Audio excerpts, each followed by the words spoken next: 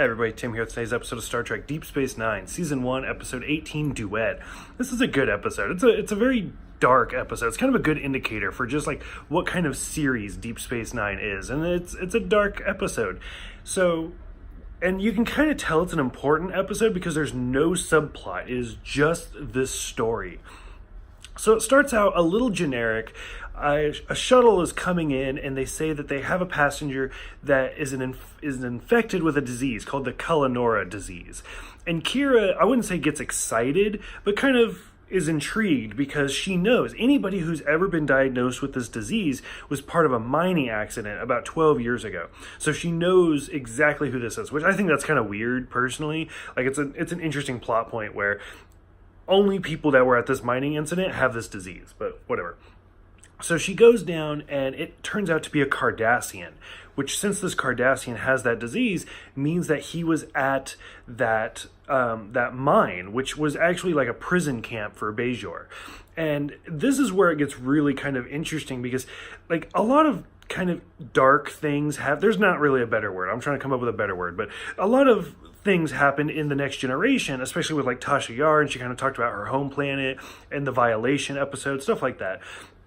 But some of the things that Kira talks about, and she like talks about how women were raped in front of their children, how men were beaten so badly that their wives couldn't recognize them, how elderly people were buried alive because they could no longer perform the duties. I mean, it's a concentration camp, and this is it's an allegory for the Holocaust is what it is. And so it's kind of interesting to see her talk about this because this is things that aren't usually discussed in Star Trek. And so this is a step forward where like this grand utopian society or like that we think of in the future is not real. And things are very dark and things are very bad in the future as well, which people have said for Deep Space Nine, if Gene Roddenberry had still been alive, he would not have supported this show because he wanted that utopian society in the future. And this is not what it is. And so it's kind of interesting. We see the Cardassian, and he's in Odo's jail with another Bajorin, and the Bajorin is just like, nah, get me out of here. I don't want to be in jail with one of those things. So you can already see like racism and bigotry and stuff like that, and it kind of makes sense.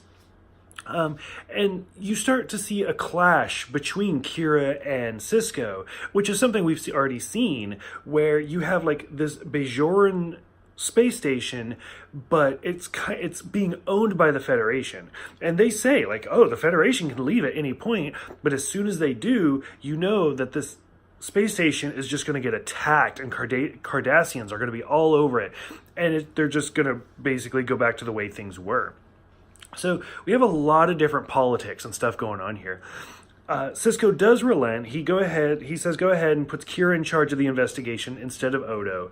And the Cardassian says that he's just a file clerk, and that's all he's ever done. He even like went on to start teaching filing on Cardassia, and he wasn't part of any of the actual concentration camp things. And this is all very allegorical and metaphorical for what happened in the Holocaust and then the years after. And he starts talking about how none of that was actually true. Like all of the murders of Bajorins were fake. Like the Cardassians purposely spread those rumors just to inspire fear to keep everybody working. And more often than not, Bajorins were killing each other. Like Cardassians very rarely did it, which of course is not true. And they prove that very, very quickly. So they start reaching out, they start doing the investigations, and it turns out that this guy has been teaching filing for years on Cardassia, and it is what it is.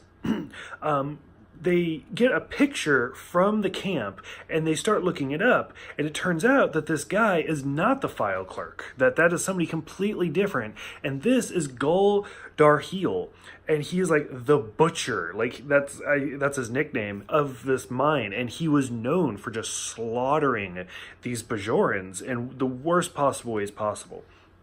And so they reach out again, Cisco does it this time, and they introduce Duet, who's a very well-known character. I think this is his first appearance. This actor had previously played a different Cardassian, I think the very first Cardassian that we ever see in The Next Generation. But now he plays Duet, who we'll see throughout the rest of the series. And he says, no, Goldar Heel died like years ago, 6 years ago, and he was at the funeral, and there's no way that it could be this person. So they keep doing more research, and to be 100% honest and transparent with you guys, this episode did drag just a little bit, where it just keeps going, but it adds to the conspiracy, and it adds to that momentum. Well, to kind of get to the end, it turns out that he had done plastic surgery, and he actually was that file clerk, and he just hated himself so much for not being able to do anything that he would sit in the office and he'd cover his ears because he could hear the Bajorins screaming, and he couldn't act out on it, and he couldn't do anything, and he absolutely hated himself for not being able to stand up to the other Cardassians about what they were doing, that he actually changed his appearance to become Goldar Heel, purposely went to Bajor just so he could be punished, and so that they could have their revenge, because he felt like he deserved that wrath for not being able to do anything. Because I forgot the exact quote, but there's a quote that says, like, not doing something to prevent it could be worse than actually doing it. And it's really interesting. And Kira has this touching moment where she finally realizes that he is innocent. Like, he didn't necessarily do any of the murders. I mean, he was there, and he does deserve some sort of repercussions, but he's not who he said he was.